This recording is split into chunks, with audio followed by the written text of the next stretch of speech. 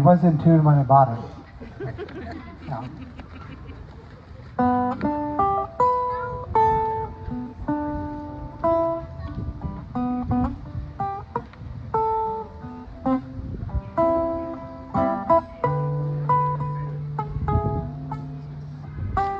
For you, there'll be no crying. For you, the sun will be shining, and it seems as though you're with us. It's alright, I know it's right. And the songbirds keep singing like they know the score. And I love you, I love you, I love you like never before.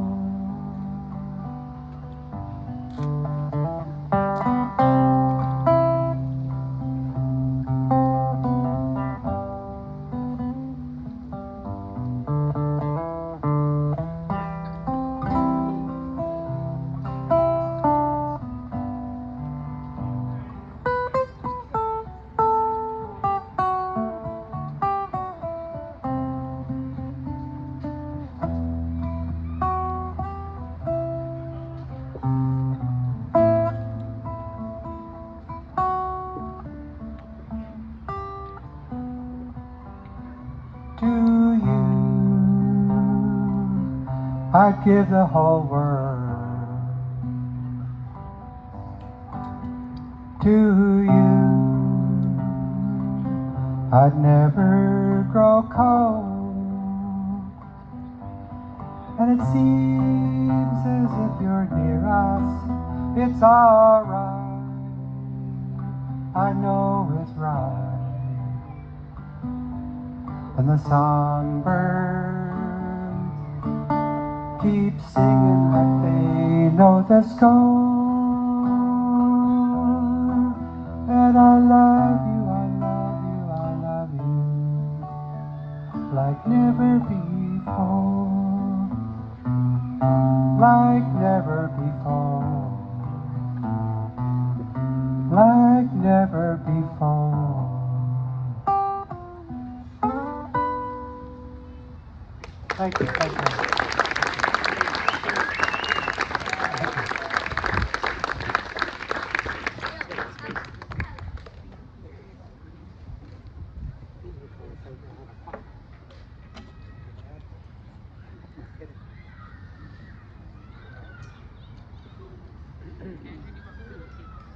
It's fine.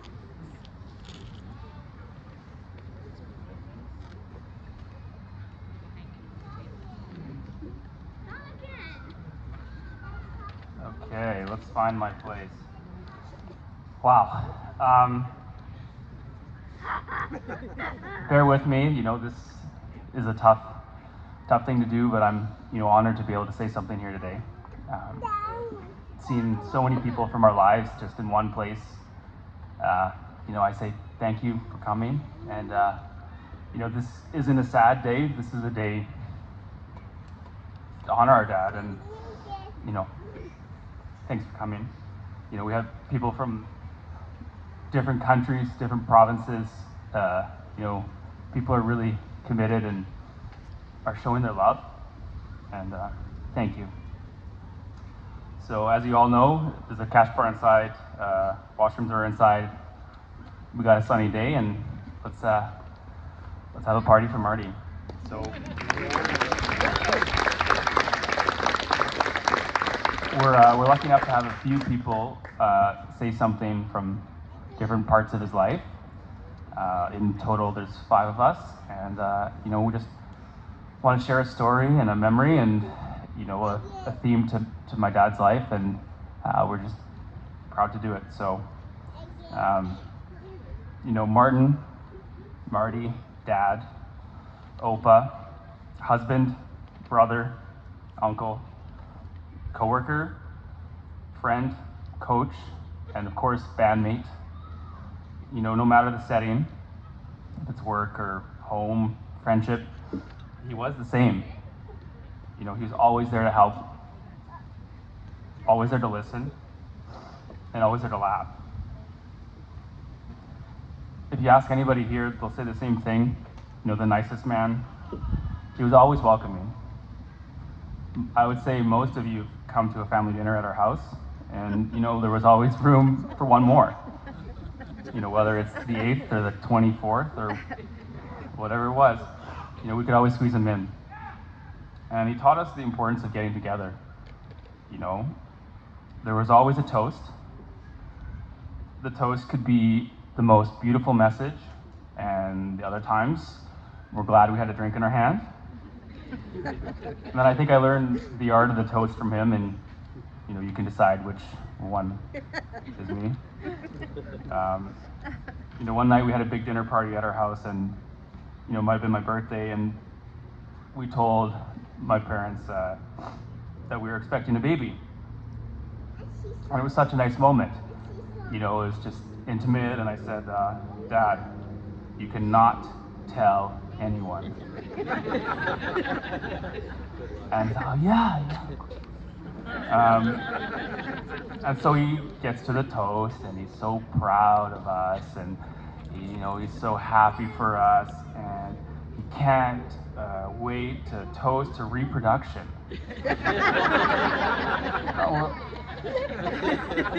Well, if you didn't know, then now you know. As a father figure, you know, he taught us that it's okay to learn as you go. You know, we don't know everything, but we try. You know, we evolve as a person. We evolve in our relationship. You adapt to your surroundings, and you always want to learn something new. You know, he provided a safe place for us to grow up. You know, you were loved no matter what,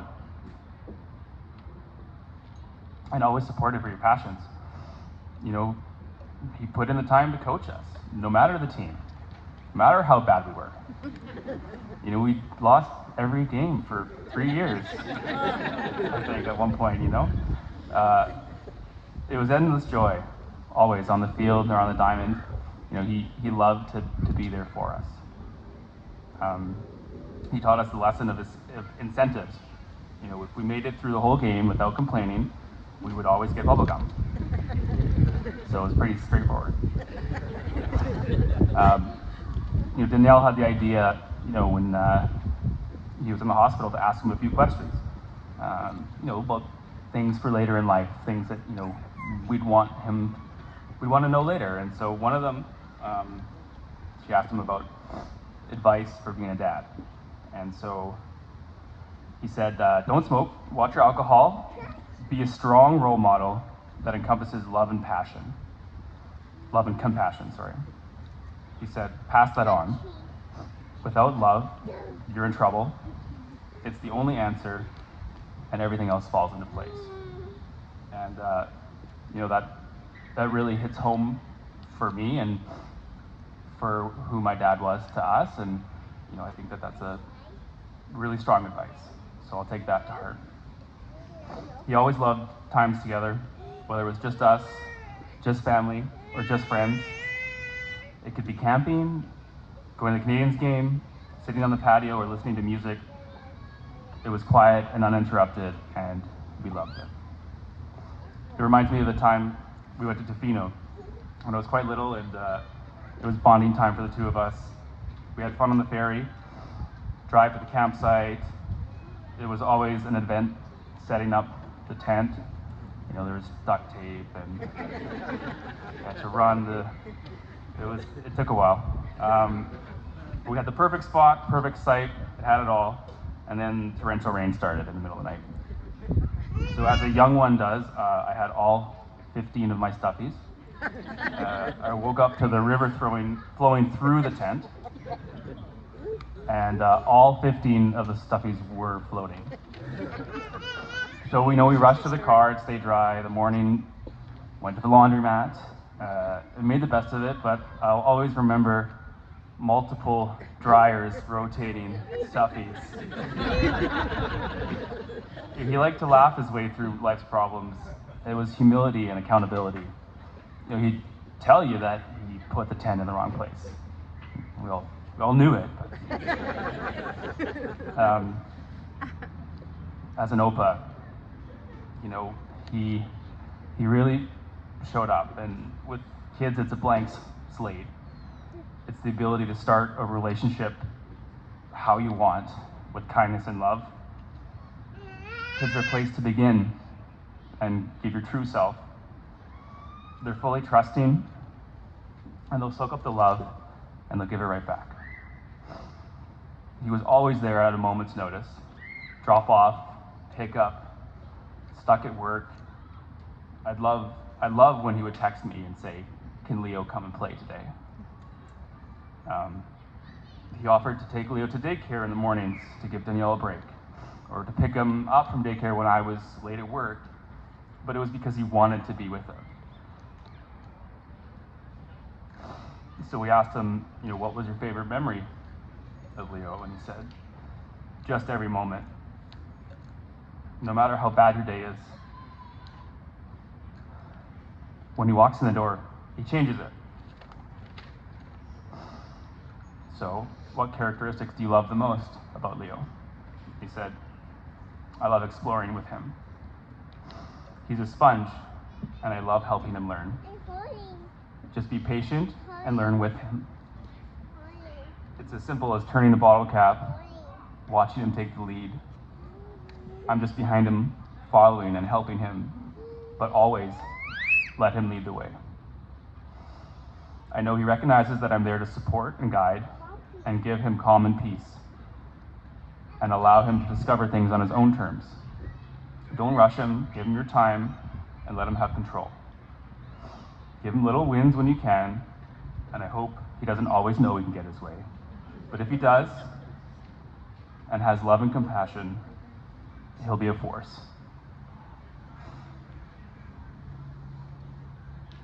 He was the best OPA we could have asked for. And the bond he made with Leo was one of a kind. It's something that we can only hope for, and we will keep those memories alive. He was talented and thoughtful. Music, painting, driving, cooking. He had his talents. We'll miss his passion and dedication to improving. His leadership with his band, having fun on stage. I'll always remember his solos. Anyone who has his paintings can attest to his talent. I remember we asked him to paint something for us in our living room. It's this massive space above the couch. He took a tough task without hesitation.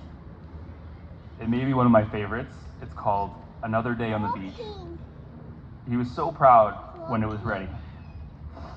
At the end he said, "So, see that little squiggle? That's you and Danielle. And that little squiggle is Dawn's boat." It was always the extra touch. Holidays, family time together was always key. We sit around as a family, and that's all he wanted. You could feel the love in the room. Christmas, jamming on the piano, the songs only he knew. It was a sing-along for the ages when we could find his tune. But he wrote a song for Leo. It was called Save a Roar for Me. It was beautiful, and that's just the kind of guy he was. He always wanted to do more. He taught me hard work from a very young age. He took me to work with him. He gave me the confidence to do what I do today. He would always tell you to be proud of your work. Be proud to use your brain, and be proud to use your hands. It's okay to adapt. It's okay to change your course. And it's the ability to problem solve in any situation. I think of him daily when I'm at work. The lessons that he taught me. The outpouring of love today, especially from his coworkers, it shows that he was himself through and through. So I'll leave you with an image of my dad. I know, Mom, you wanted me to tell this story. So we were camping. I think Liv was 4, maybe. Going to the island, 3 sailing weight. Nothing changes. Car was packed to the brim. He was like a Tetris master. You always had like, that was your space. And the car was everything else. So overpacked the car as usual, and there's a 6-hour wait, so we put everything on the roof of the little Honda Civic. That's like boxes, chairs, coolers, more stuff, and so the overheight alarms start going off as we're heading up the ramp, and the guy comes yelling, and he's like, "You need to stop." And we're like, "What?" It's a Honda Civic, it doesn't matter. And he stopped us in front, and it was like a mad scramble. Just throwing things in the car, trying to take the chair off, take the cooler off, but it was all tied down, so like it took forever. The whole lineup's honking. Throwing it in the back seat, it's like more, like how did it get there? There was definitely some curse words involved, and luckily behind us it was all caught on camera by a Japanese family. To this day we would laugh about, like, I think we probably made Japan's funniest home videos. People. So let's raise a glass and let's make some noise, to the man we all love, Marty.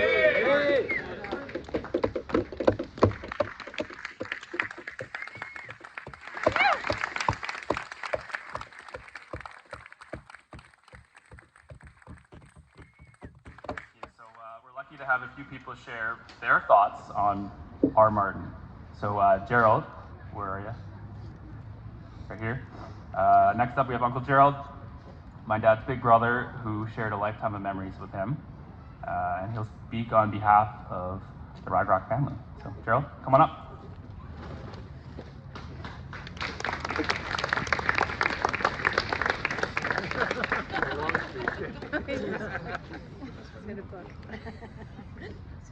If you didn't already know, my name is Gerald, I'm Martin's brother.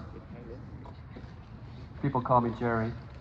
It's easier to pronounce, that's what Laura told me. So, okay, Jerry. I did a little bit of research, and I was told by Jackie 5 minutes. 5 minutes, but Andrew went over 5 minutes, so I think I'm okay. And Jeff, I didn't time it, so I have no idea what it's going to be. Need a table? I need a table, yeah. I don't need a table. No. You're good. He's good. Okay. Just bring it in. So, I guess you want to know a little bit about Martin and I. Martin and I were inseparable growing up. We were very close. I didn't have many friends, and Martin was my friend. We shared bikes. We built forts together. We did our chores together. We got lost together in the forest. We were very close, and very close in age too. I was more like my dad, but he was more like my mom. So I'm hoping to give you the sense that we're quite a bit different, but maybe alike in some ways. Martin had a lot of talents. Andrew already said that. But, he was first and foremost just a loving man. Married for 40 years, 44 years. How long? 48? 38. 38. Long time. But they were together before that, him and Jackie. And, he came from a very strong base of being together close as a family. Our sisters were very close, and Martin definitely inherited that gene of family. He also, growing up, started showing some talent. He was one of the ones my mother put in piano lessons, and he was the only one to the end of his life was still playing music at the end. And my sisters both played. I didn't play any piano. I didn't really have a musical gene. I love listening to music. I love working out with music. I love even dancing to music, although I don't do that very well. But Martin did all of that with music. He was so creative. And so there was a time in my life when I went off to university and he went off to college, but he and I kind of drifted apart a little bit. And he basically, you know, opened up. He blossomed. He got a whole bunch of new friends. I even got in touch with a couple of his friends in the last few weeks, and that's where all the research comes from. Wine book. Yeah, and you know, I'm hoping to distill it today a little bit. But yeah, he kind of, him and I went our separate paths growing up, and he started developing all these talents. You know, he already had the handy gene, so he started building things. I was kind of known for taking things apart, but he built things. He built once this boat made out of plywood called the Sea Flea. I don't know if anybody heard this, but you know, he had developed some talents with my father's plywood, building forts, and we would tear them down. They would be torn down for us. We'd tear other forts down, but we always rebuilt them and stuff. He was able to build this boat and called the Sea Flea, and he took it out on the Rideau River, and he started to sink. And the police came and they said, you know, just steer for us, we'll pull you back to shore. So they start steering, and this thing was built like a wedge. And basically it just nosedived like that. Martin went out the back, the engine fell to the bottom of the river. And I think the boat still floated, so that was a good thing. And he did sell it to somebody, so that was another good thing. He also built a motorcycle, a motorbike. Just took a bike and just tore it apart and put this motor. But whoever thought of building a bike where you actually move the motor to move the wheels? You know, normally you have a clutch or, you know, a couple of belts and stuff. But no, he actually take this big lever and it would drop the motor down or lift it up, and then the thing would go forward. He didn't have to sell that because it was stolen, actually. He had these massive speakers. I can't tell you how big they are. You know, if you put them together, you could have a family get-together for dinner and put a tablecloth over them. They were the biggest things in our house, I think. But so he had a lot of talent, you know, with his hands. And I got to tell you, you know, Andrew kind of touched on it a little bit, his creativity. He was definitely an artist with his hands with music. Not just in the paintings, which a lot of you have seen, but with his music. While I was back in university, he was still in high school, he was actually singing for a choir. And they did some touring, and they actually did Jesus Christ Superstar. And they also, with Terry Perkins and Danny Soulard and other guys from Ottawa, they wrote a musical called Louis Riel. 90 minutes, all original music, and they performed it. And when they performed it, he said, I want to do a solo. And they didn't even know he played guitar or could sing. And he actually got on stage and sang during this performance. And I might have some of the details wrong, but you know, the main thing is he is very creative with his music, and he played music till the end. And I guess he was planning to play with Freedom 85 till the end too, so that's a long time to play music. One of his other talents was, I wouldn't say he was a farmer, but he was a grower. So Jackie would know this. He, you know, marijuana wasn't quite legal yet. And, he had a green thumb for marijuana.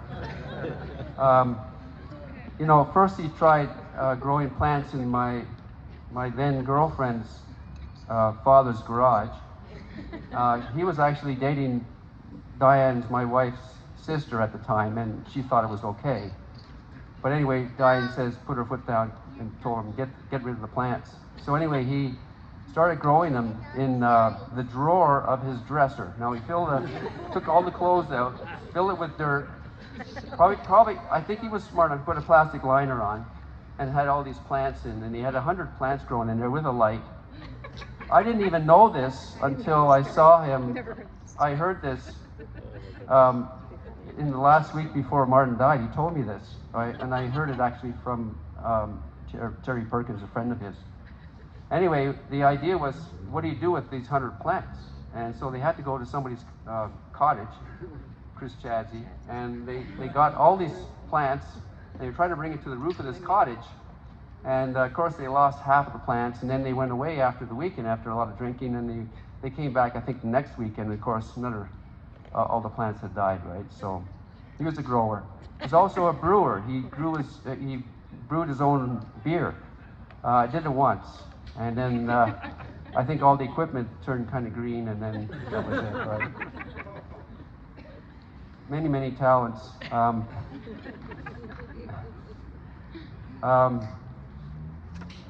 You know, he was just an amazing painter.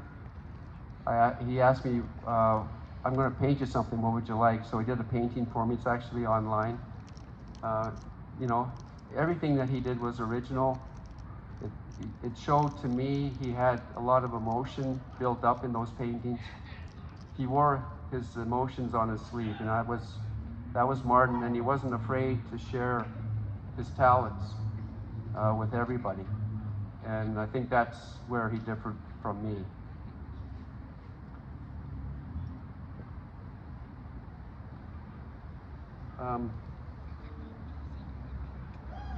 I was talking to one of his friends, and I said, you know, after talking for about an hour, and I'm hoping to keep in touch with him, just to kind of build up the stories that I have of Martin. And he says, you know, is there anything Martin couldn't do? And I couldn't think of anything. You know, he had this graphics career for years and years and years, and it went from, you know, an analog kind of industry to a digital industry, and he had to change with the times. He actually was buying these old analog machines and then refurbishing them and selling them to other customers that he had for years and years and years. So, you know, he was able to switch with the times. But at one point I said to Martin, I said, you know, you are a handy person. You can do anything with your hands. Look at all the forts you built and all the speakers you made, and you know, all the things that you could do with your hands. Why don't you try doing property management or property maintenance? And he actually took some courses, and he started doing that, and that's you know, how he got involved with the tapestry. So, you know, I can go on and on. I don't want to take any more of your time. I just wanted to say, you know, he was a true brother. He was very, very close. I loved him, and I think one of the greatest gifts that I had was being able to see Martin for a week before he passed on. You know, it could have been completely different, and Martin was just really happy to see my sisters and I. And you know, we joke all the time that Dutch people don't have any sense of humor. And well, you can tell by Andrew, like, you know, he's Dutch, he's got a pretty good sense of humor. But, you know, we split our guts laughing about all the stuff that we remembered. We even tried to tell jokes, but we just laughed because they didn't land properly.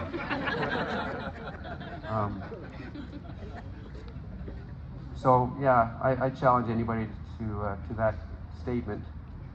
But I would say that I'm grateful for you know, getting to know Martin through his friends, meeting some of you people tonight who I have, or today, who I haven't seen or met before. It's just great that you all came from so far away, and I think we're lucky to have Martin in our lives. My mom said, you know, he was her favorite, but I don't think so. You know, my parents were all about family, and more than anything I want to leave you with is, you know, Martin was really a family man who loved wife Jackie and his kids and his grandkids. He was creative, and he was really a fantastic brother to have. And I'm grateful for that, and I hope that we can have some great times today. Thank you. Anybody wants a copy of this? I'll be glad to tell you.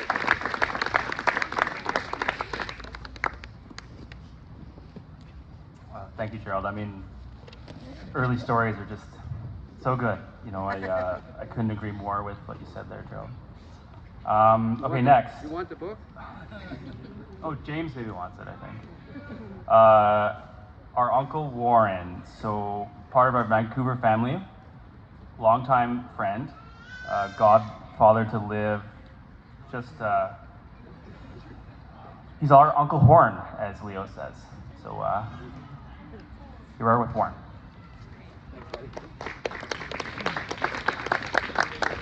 Hi, everybody. Just quickly, Jackie said 5 minutes for speech, so mine ended 12 minutes ago. So, you know, I got to make it pretty quick. It's a beautiful day, and that's appropriate because he was a beautiful man. Walt Whitman and later Ted Sasso said, be curious, not judgmental. Those 4 words defined Martin. Martin was curious about everything in life. He was curious about why things happened. He was curious about why people did things. He was curious about everything. He passed that on. His curiosity led him a lot of places. He was an entrepreneur. He was a talented musician. He was a gifted artist.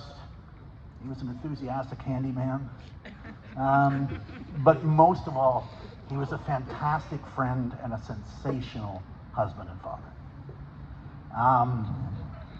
Martin's family defined him. As a parent, and lots of us here are parents, I think most of us will admit that we enjoy parenthood. We absorb it. Martin devoured it. It's what he really did. There's a lot of stories that you could tell about Martin, and we'll tell them later individually, because some of them probably shouldn't be heard. But he was just such a great guy to be around all the time.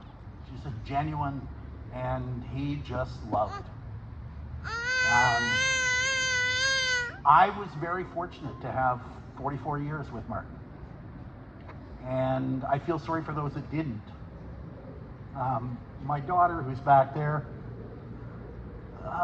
didn't get enough time with him. They were tremendously close, didn't get enough time. That's just the way it is sometimes. There's a bunch of stories, as I said, and I'm not going to tell a lot of them. I'm going to tell 2 of them that relate back to Jackie and Martin's wedding day. So, great wedding, out-of-town wedding.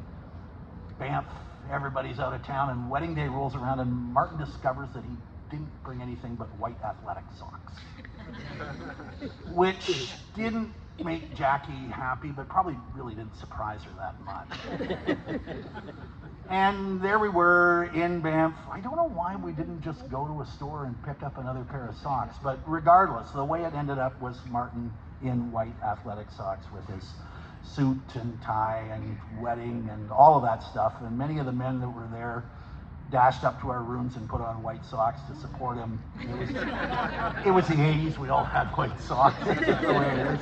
There's lots of good pictures about that. So that's one side of Marty. But the other side, the more memorable side from that day, is that during the wedding dinner, Martin got out his guitar and sang to Jackie the love song that he had written to her as a wedding gift. And every other guy in the room hated him. God, we all had to answer that question from our significant other. Why didn't you do that for me?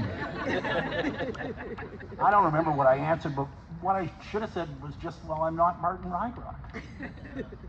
And that's really all it is. You know, when I was young, we used to call these things memorials or funerals or whatever we called them. Now we call them celebrations of life. And it's a great term. And I think we're all here to celebrate Martin's life, but near the end, I started to think that maybe we should hold these less formally and more often for the people that are still alive.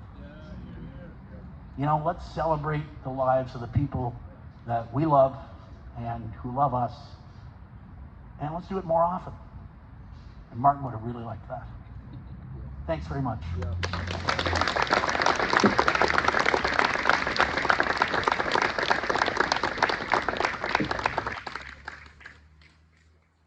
I'll just wipe that one. It's a little dusty in here. Warren, that's beautiful, beautifully said. Thank you. Okay, Steve, our Uncle Steve, my mom's youngest brother, Uncle Wonder to you. If you ask Leo, it's Uncle Wendy. So, Steve, can we get a little?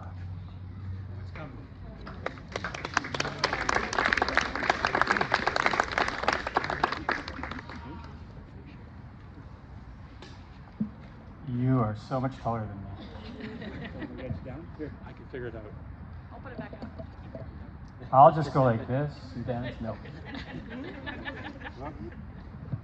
No, I'm fine. Where your lift? You can't go. Just telling you. Just be careful. Sorry. I don't know. Yes, what a great start, eh? Yay. So it's really amazing. Andrew and sorry, I got to figure this out. Andrew, I really appreciate what you said. Gerald, Jerry, or whatever they're calling you today, great job. Warren, the talent you have, the way you brought that together, makes me want to just tear this up and walk away, but I'll just hang in there. And it's funny, you said a story about Marty and about socks. In our side, the Peckett side, I'm here to represent the Pecketts, by the way. Jackie, of course, is my oldest sister and a very dear friend. And what happened was with Marty, we've got to know him in our own right, in our own way. And I was very fortunate in the sense that as Warren, 44 years, that's what we've known Marty, because I believe it was March of 1978 when Marty and Jackie actually decided to pick each other. And in the background, the brothers, Michael's over here. I can't miss JR. Jeff's right over there. He's the good-looking guy with the never touched hair, but trust me. Anyways, we always said if Marty and Jackie can just stay together, what is the future going to hold for them? And what is it going to bring to the Peckett family? And how did that work? And funny enough, we have our own clothing story. Marty did have a bit of a absent-mindedness periodically. And we went to a location wedding. And it was actually when Andrew and Danielle's wedding. And we're all getting ready, and all of a sudden, Marty comes out not in white socks, but shorts. He forgot his pants. Now, how do you forget your pants at your son's wedding when you already were told what to wear? Right? So, fortunately enough for us, Jeff always travels with a big wardrobe with clothing. I love you, brother. I love Marty too for that. This is not in, you can look at it, none of this is in here, by the way. Sorry about that. But Jeff came to the rescue, and I don't believe they were actually dress pants. My understanding is they were more like blue jeans. So here is the father of the groom showing up with a beautiful tie and a wonderful jacket and a brand new shirt, possibly white socks, I don't know, but blue jeans. And when you see the pictures, it'll always be waist up, or if there is one, you will see the true Marty. So now I can go into what I was actually going to talk about, and I get to represent, as I said, our family. And I'm going to start with my father. And just in case I didn't, my brother goes, now do you want to take a towel with you or just Kleenex? I said, well, because you don't know if you're going to cry a lot or you're going to cry a little. And if you know me, and as you well know, there will be some tears. If they're not, then I didn't do a very good job. But my father and Marty had a very special relationship. And it was something that I observed from afar and watched. And they always were able, it didn't matter what the event was, they always were able to find time to carve out, to go off to the side, here we go, and have that conversation. And that conversation could have been about anything. It might not even be about why we were there, but they always found that time to have that special moment together. And it was at my wedding 13 years ago. One of my favorite pictures of my father is with Marty. So there they are, everybody's around, and there they are. And they're standing by the pool, and this picture captures everything that I believe that they did in all those other times. And that's have that moment to bring in what was real for them at that moment about what was going through our lives. So I'll always cherish Marty and my dad. And I know he's up and he's seeing his mom and his dad and his sister, but I also know that he's got some time for my father up there too, and they're having a lot of conversations. Next was my mom. And it's tough for me because she's not here. If anybody's met my mom, you know that she's a sweetheart in her own right, and sweetheart sometimes isn't the right word, but she really wanted to be here. But the last time she was here, she was Liv's convocation. And suffice it to say, it didn't go well. She got dehydrated and she kind of lost where she was. And so we didn't want to put her through that again, because I don't know anybody hear this. This could be news, this could be breaking, but there's been problems with travel in Canada the last little while coming across from Ottawa. We weren't really sure what was going to happen, so we had to leave her at home, and it was really tough.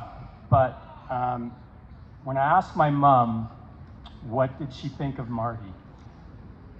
As she always says, she was right to the point. Loved him like a son. He was the best thing that ever happened to Jackie. And I said, we all love him like a son. So when I reached out to my brothers and sister and asked them to share their Marty story, the underlying sentiment in all of it was, there was no in-law. Marty was a brother. Marty was one that you had to know and love, and he did so much for all of us in so many different ways. And so, having said that, with what Jackie and Marty did with Andrew and Olivia, and then we're fortunate enough to have Danielle and Leo come into our lives, it kind of brought the big picture together that, you know, Marty was something special, as we all know, and she saw that right away. And so in the background, Michael and Jeff and I, as brothers do, we're always thinking of ways to be goofy and try to make fun of whatever's going on. But what we said is, with any luck at all, they will stay together. And if they do, Marty's going straight to heaven. But we didn't know it so soon. And that's the hard part. And it was a little take on Jackie, because Jackie's the oldest, and she left home first, and she's done extremely well in her own right. And it was always fun to pick on Jackie a little bit, because she always took it so well. Sorry, I just need a drink on that one. Oh yeah, she's gonna get me later. But yeah, so the family, and the thing about Marty that you might not know is, when he went back to Ottawa, he had two families to go to. He always found time to carve out for the Peckett side, to go see mom and dad and spend some time with them, whether he's with Jackie or just on his own. And I know he had the Ruygrok, he had his blood and family and all that, but he always found time to come in and spend time with mom and dad, and it made such an important part of their life, knowing that Marty was always going to be there for Jackie and the kids, and he was always going to be that guy that they could count on. And so when my father passed away, there was a chance that Marty White might not be able to make it, but fortunately enough, he was able to do whatever he needed to do to be there. So we were able to celebrate the life my father lived with everybody who meant so much to him. So that was very important. So then I go and I talk to my brother, and I talk to my sister, and I talk to my other brother, and these are their words. These are not my words, these are their words. I remember that first Peckett backyard party. It went late in the night, it was almost 2 a.m. We had no place to sleep, so they sent us down to the basement. We got down there, nowhere to sleep, so they just laid on the floor with a pillow each and started talking. And they talked well into the morning. And then my brother looked at him and said, "I really hope you and Jackie make it. I'll have a brother for life." So that's the one. The next one is, thank you, my brother, for choosing Jackie and for her choosing you. I will always hold a special spot in my heart filled with amazing and wonderful memories of our times together. And the last one was, you fit into our family as a brother. It was like you belonged from the very first moment. And I'll never forget you and your leather pants. Does everybody show of hands, who remembers Marty's leather pants? All right, those were legendary, let me tell you. And it was, yeah, he had a size 32 waist and they were size 26. Although he's a rock star, so you understand what's going on there. Come on, let's not kid ourselves. All right, so now I get rid of because that's the stuff from what came from other people. Now I can talk from my perspective, my heart. And moved out in 1980, June of 1980. I had two options: get kicked out of my parents' house or move west with two buddies. So simple. I left Trenton, ended up in Calgary for a couple weeks, ended up in Edmonton, stayed in Edmonton. 3 months later, I believe you guys were either September or October, you guys moved out same year into Calgary. They chose Calgary. So now I had somebody from the family that was close. And we spent a lot of time together over the years. I would be willing to wager that a year wouldn't go by where we wouldn't get together, and it was probably more than that. Fast forward to 1985, and family knows this, but nobody else probably knows. I actually lived with them, right? So I was living with them as my wife, the mother of my children, Heather and I were transferred. I got a job, got transferred to Calgary, and got to spend some time with Jackie and Marty. And they were very gracious and they were very helpful. And in that time, I learned a lot of stuff. One of them was, I didn't know this, when you put a cheese plate out, and there's 5 or 6 different types of cheese, the goal is not to eat all the cheese. And if you know Marty or myself, you know a lot of cheese is not a good thing. And so Jackie taught me that. But we had a nickname for Marty, and I think I can actually say it now because of what I heard earlier about Marty. It was, when we first started knowing Marty, it was Farty Marty. One of the favorite stories that we were told was when Jackie first met him. It was in the restaurant, was it not, in the bar? And Jackie walked through a blue haze. And for those that don't know what a blue haze is, it's when a guy decides that it's okay to drop a bomb in the bar. And so this was Martin, and that's, oh, by the way, my name's Marty. And that's how, I might be exaggerating a smidge, but I'm pretty sure it's pretty accurate. Anyways, they fell in love instantly, apparently. Okay, maybe I fabricated that part. But anyhow, that became his calling. Like, it was something that I can't say we looked forward to, but we knew it was coming. Didn't know when, but it was there. Anyhow, so I spent the time with them, and then my wife-to-be moved down. And I believed in my heart, this isn't true, but I have to say it, at a time I thought I was the catalyst for them to move to Vancouver because of the time I was spending with them in their, like, I mean, I was there 20, when I wasn't working, I was with them. And so all of a sudden they packed up and moved. Within weeks, like, it wasn't like a long time after, it was pretty obvious, but we adjusted, we got along, it was fun, we were smiling. But while I was there, one of my favorite memories is I worked for a meat company and I was a salesman, on the road salesman, and I went in and got a 4-pound roast. And so Jackie, of course, for those that don't know, Jackie's probably one of the best cooks. If Marty was not a good cook, according to Andrew, Jackie would be the opposite. She was an amazing cook, still is an amazing cook, and she whipped this roast up. And it became a challenge between Martin and I, who's going to eat the most of this roast because we wanted to eat 4 pounds of Alberta beef in one sitting. Needless to say, neither one of us did very well the next day, and we didn't get through it, but it was a fun time to share with Marty. So another story with Martin was at that wedding that Warren was talking about, the White Sox, there was an alleged incident with confetti in the... Gonna tell the truth? No, the true. Yeah, this is the true story. I don't know your truth or my truth, but this is the true story.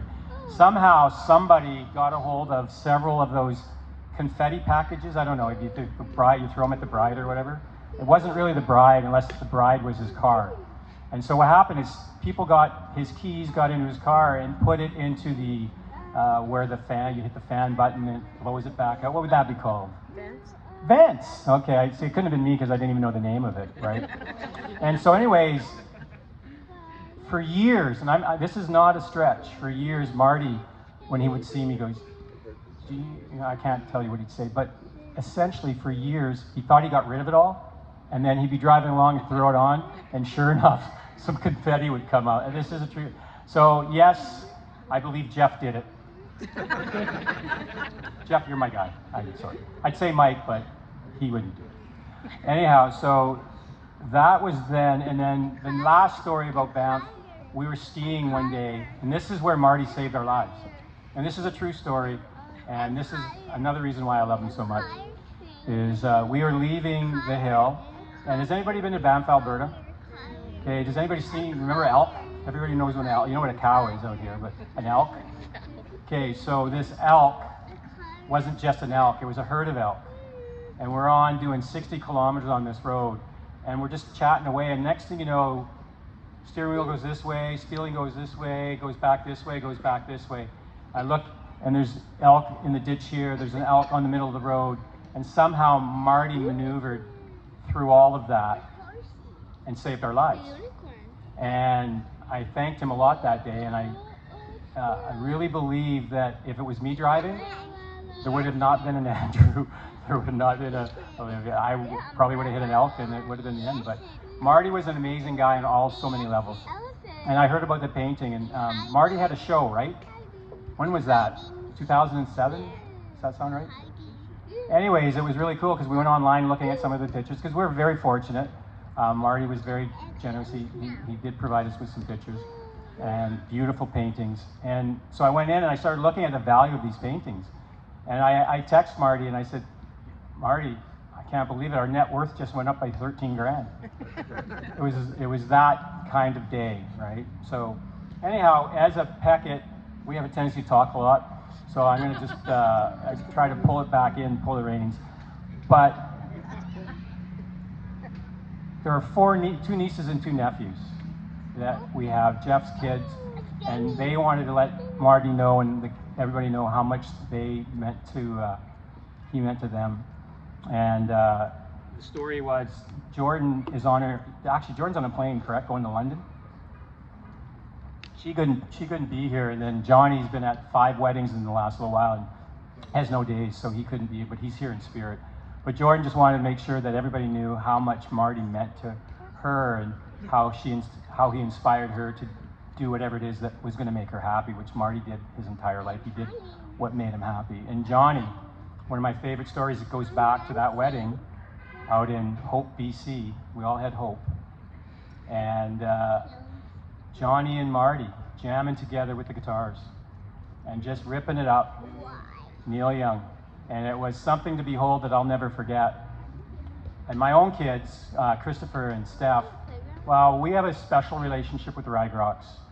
As I said, because we're both out west, we saw each other probably for every year, I would say almost without fail. And we have our own Marty story of the packing. So when he's coming and we knew they're on their way, we didn't know they're going to get there, and this vehicle's coming up the road, and sure enough, there's a bunch of stuff on the roof. We're very comfortable believing that was going to be Marty, and it sure was. And so, because we were there a lot, as I said, we grew up, the kids heard Fart and Martin quite a bit from me, and it became Party Marty, and it just became, we love Marty, right? My kids, great kids, of course, get it from their mother, but that's neither here nor there.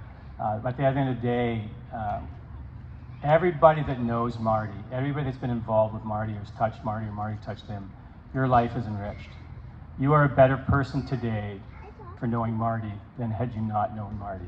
Marty inspired me to be a better father.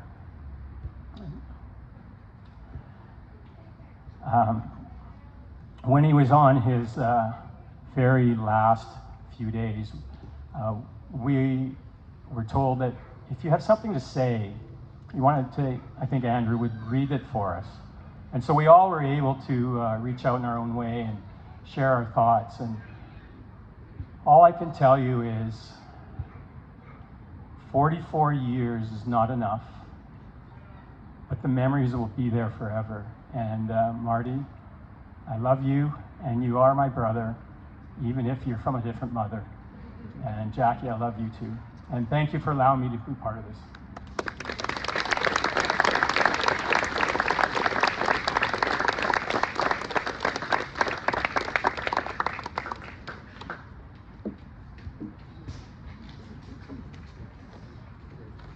Okay, my brother put this on size 48 font because he thinks my eyes are going, but we'll bear with us here. My brother left you with an image of my dad, and I'm just going to start with an image of my dad. A few of you were there that night, but we've spoken about my convocation a couple of times. But that night I was like, hey Dad, I'm just gonna have a couple friends over, just super chill, maybe a barbecue or something or other. And we get there after convocation, big crazy day, and we get there, and my dad had printed out, and he knew how many people were coming because he'd just done the numbers and knew exactly, but he had printed out a songbook for every single person that arrived. And he handed them out as people walked in, and it was all these songs that to be honest, I was pretty hammered, but I took a book and I was like, what is this? And I walked away. And then all of a sudden my dad comes out of the house jamming on the guitar, and I was like, whoa, I thought that was the bows, but it's my dad singing. And we, until practically, I don't know, we'll say past the legal city limits of sound, were jamming with my dad singing songs. And I know that some of us may remember it, some of us may not, but the one big thing that he always sang was Forever Young, and I think that really encompasses my dad entirely. Not so much the song, more the fact that all of us were all getting around each other, having a barbecue was something that was just so simple. And then he made it into one of the most fun nights of our lives. And I know a lot of my friends are here, and a lot of my friends were there that night, and it wasn't what we were expecting, but it was so much more than that. We're all here today to obviously celebrate my dad, and let's see if I can even read. I don't have my glasses. But for those of you who know my dad, you know he wasn't known for his good jokes. See, all these things are all gone now because it's all been ticked off as I'm now the last one to speak. But as we Dutchies are not known for our good jokes, he still managed to make the entire room laugh very frequently. I'll never forget the first COVID Christmas. Me and Carla had gotten home, thankfully, and we were all sat around the table reminiscing about the unprecedented times and how we were all thankful to be together. And honestly, it was pretty dark, but it was good. It was Christmas, And you could realize that he realized that the conversation was getting a little less happy, so he decided to tell us about his recent encounter at Mr. Lube. For those of you who don't know, it's actually right there. Great discount on oil changes. But he said how he had been such an asshole to the guy that he was getting his oil change from. And I go, Dad, you're literally the opposite of an asshole. And without a second, he looks at me and he goes, what? So does that make me a prick?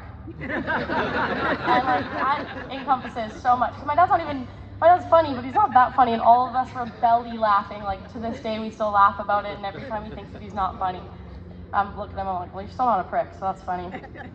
But he knew how to make us laugh when we needed it the most, and leading up to my dad's passing, I had a lot of people coming up and telling me, tell him everything you need to say, or make sure he hears whatever you need him to hear. To be honest, it kind of put me off, and I was like, oh, fuck, I don't know what that means. I don't know what to say to my dad. And to the point where I even told my dad exactly that. And what I didn't know was what my dad was going to say to that response. And I told him that I was like, I don't know what I'm supposed to say to you. And he calmly laughed at himself, full on, where I was like, what? Is it silly? And he goes, well, sweetie, that's because our bond is unspoken. And to me, that was one of the best moments of my life because it was unspoken. And it took a while for me for those words to set in because he was really right. And you know how much he loved hearing that, so I didn't want to tell him that in its moment. But in reality, I did tell my dad every single day how much I loved him, and I told him everything. And to be honest, I told him I loved him multiple times a day, probably too much. But those last days, telling him I loved him just felt redundant because he already knew it. And that's what made those last few days so special, because we didn't have to be all soppy. We could just watch the Sports Center Misplays of the Month and listen to music and enjoy each other's company. But writing this speech wasn't obviously one of the easiest things I've ever had to do, but it kind of was easy because I had two co-writers. I had my dad, which sounds kind of dark now that I'm reading it out loud, but also my favorite poet. So in the last few days that we had together, I would read my dad this poem every time I saw him. And when the days got really hard, he would ask me to read it to him. And I would tell him how it really resonated with me, like how I felt about him and how he made others feel. So he would ask me to read it to him, and of course the scores of the most recent Jays game. But to me, it really resonated what he was as a man and as a father and as a teacher, as a coach, but also my best friend. So now I'm going to cry doing somebody else's words. This is The Best Kinds of People by Charlotte Freeman. And if page 17 will come out. Okay, The Best Kinds of People by Charlotte Freeman. The best kinds of people are the ones who love unconditionally, who are soft and gentle with your heart. They are the ones who make you smile with just their presence, and they know when something is not right without you having to say anything at all. The best kinds of people let you be yourself, and they'll accept you exactly as you are. They are patient with your struggles, and they are there no matter what is the situation. The best kinds of people make you feel safe, loved, and understood. The best kinds of people help you without expecting anything in return. They listen attentively, and they are there for you during your lows just as much as they are through their highs. They check up on you when you're quiet, and they see the best in you even when you can't. The best kinds of people teach you new things, are excited to listen to you discuss your passions, and they find happiness in your happiness. The best kinds of people show you that you are loved and reassure you when you need it most. So, Dad, here's to you being the best kinds of people, and you were never a prick, and you all made us feel loved on every day of your life and every time when we needed it the most, and still to this day you make me feel it every single day. I love you. I love you.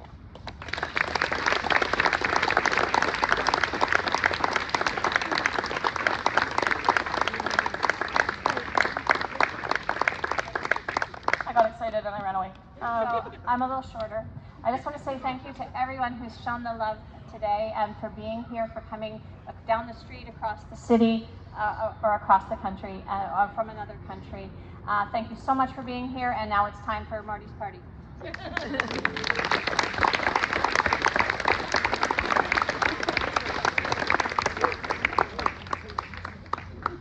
So we're gonna have one more song, or multiple. One of my dad's longtime friends, Chris, when my dad was in the hospice, he would send us a couple songs, and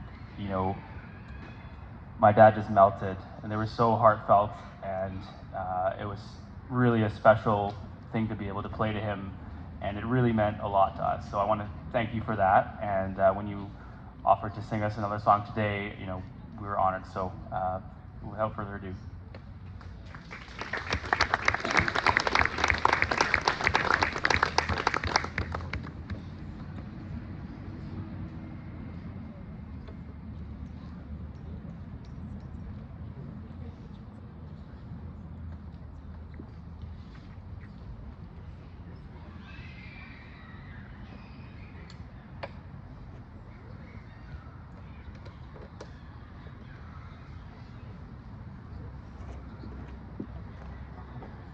This is a song that I wrote for my mother when I knew she was going to pass away, and I just wanted her to know that she didn't have to wait around for us. It was when it was her time, she should go, because we had made all our peace and shared all our love, and we didn't want to hold her here on earth anymore. So I thought, it's about a different family and a different loss, but it's kind of the same. And so I thought I'd play it for you today. It's called River of Light.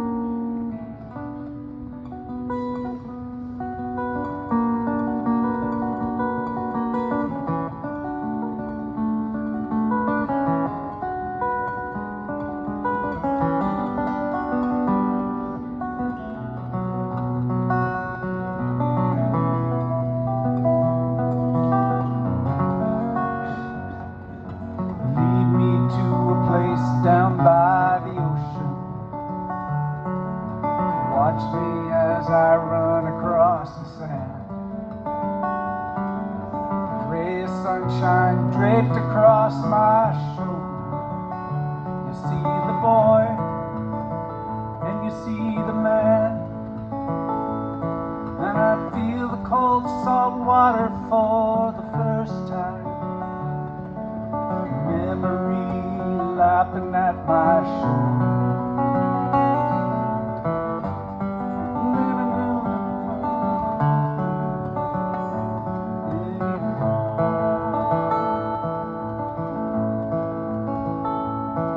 There's a time to dance, a time to mourn, they say. And if you could, we know you'd dance all night. We will watch over you as you float away on the river of light.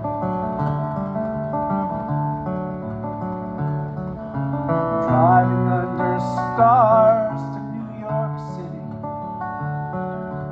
talking in the dark to stay awake. Dressing up in white, you look so pretty.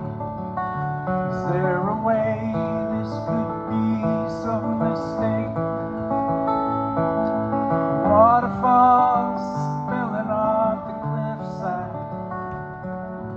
wishing my thoughts could just get washed away. All torn up like currents in a riptide on a rainy day.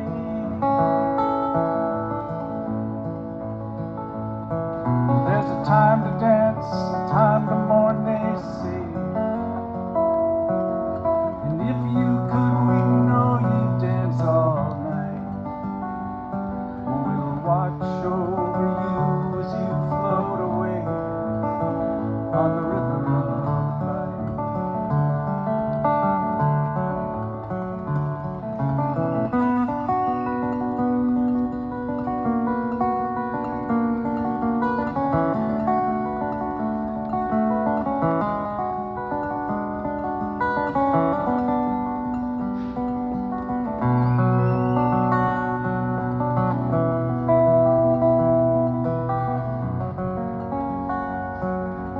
See the sun reflecting through the willows, trees of leafy green and mossy brown.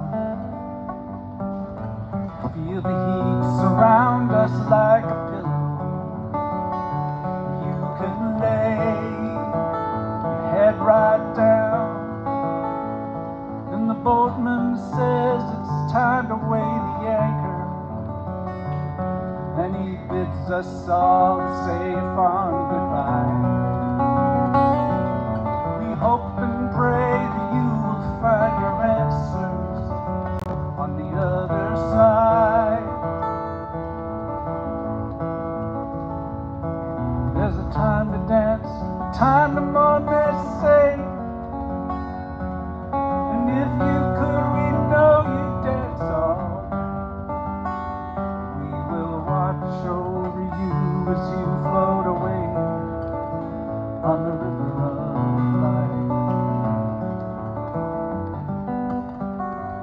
We will watch over you as you float away on the river of light.